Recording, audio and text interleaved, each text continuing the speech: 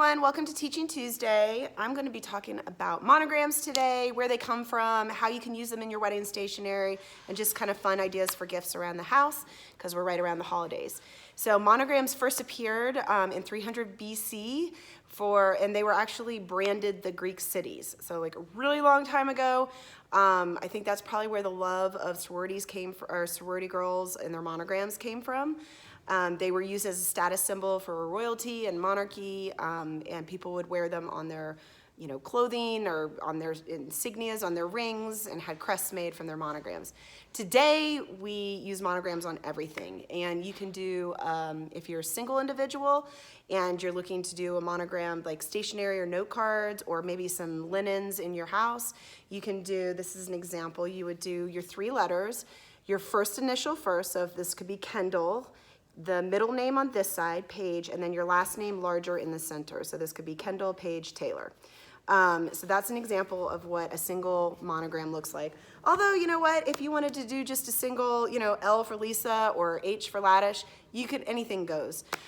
Married monograms, there are a couple of different options for those. The most traditional when you are married is the 3-letter monogram, and I just showed you one. Here's another one. With 3 letters that are, normally the bride's name goes first, the groom name goes last, and then their new married initial goes in the center. Traditionally, the man's name actually came first because they always thought the first name and the last name should never be separated. However, most of the time now it's women come first, so we're doing a lot more first letter of the women. Another option is to do a 2-letter, which uses the first 2 letters of your names. So this is a really pretty one, Christina and Logan, the C and L. Here's another one, Stacy and Jack, the S and J, and they're just kind of interlocked, showing together that they're, a couple, whatever. And then the third one would be just a single letter. So if you are taking your spouse's last name, you could do just the single letter of their last name. And you can see that. We put them on some napkins, really pretty. You can put them on koozies. The single letters are really pretty because you're really only working with 1 letter. I'm going to show you some of the fun things that we do with monograms. So I've been really into the blind embossed monogram. This is so pretty, if you can see that in the light. Sarah and Matthew just got married. We did this for their wedding invitation, and then on their programs, we did the same monogram in a wax seal. So how pretty is that? We've done the same idea for wedding invitations. Okay, taking that monogram, putting it at the top in a wax seal. It's gorgeous. Love that look. You can have a very ornate monogram. Jordan and Jim, they're getting married in January. Look at how pretty. There's a J and J wrapped up in this kind of ornate flourish monogram. So love that.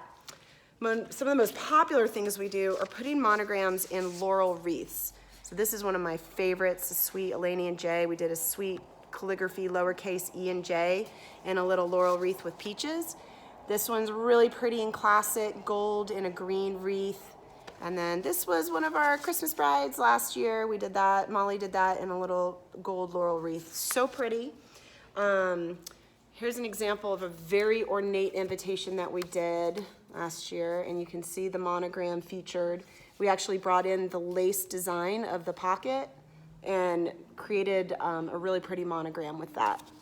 So let's see, I think I've gone over the different types. Putting your monogram on note cards, your wedding invitations, you can put it on clothing, linens, jewelry, cufflinks for your fiancés, your fathers, obviously stationery. I will say if you're doing your registry, you do want to use your married monogram for those items because those are the ones you're going to be living with. However, on stationery, you really don't want to send out your married monogram until after you're married.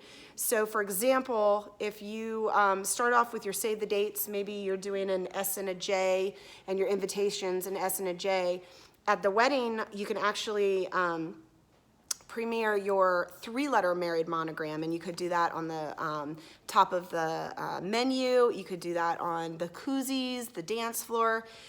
You typically don't want to do that 3-letter monogram though before you're married.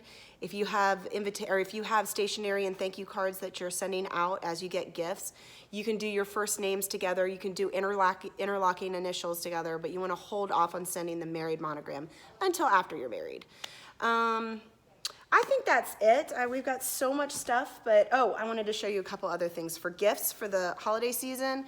So putting a monogram on some really pretty like dinner napkins or cloth cocktail napkins makes a really pretty gift for a couple. These are some fun we did for a wedding. The bartenders wore a monogrammed apron at the wedding. That was super cool. There are a million things you can do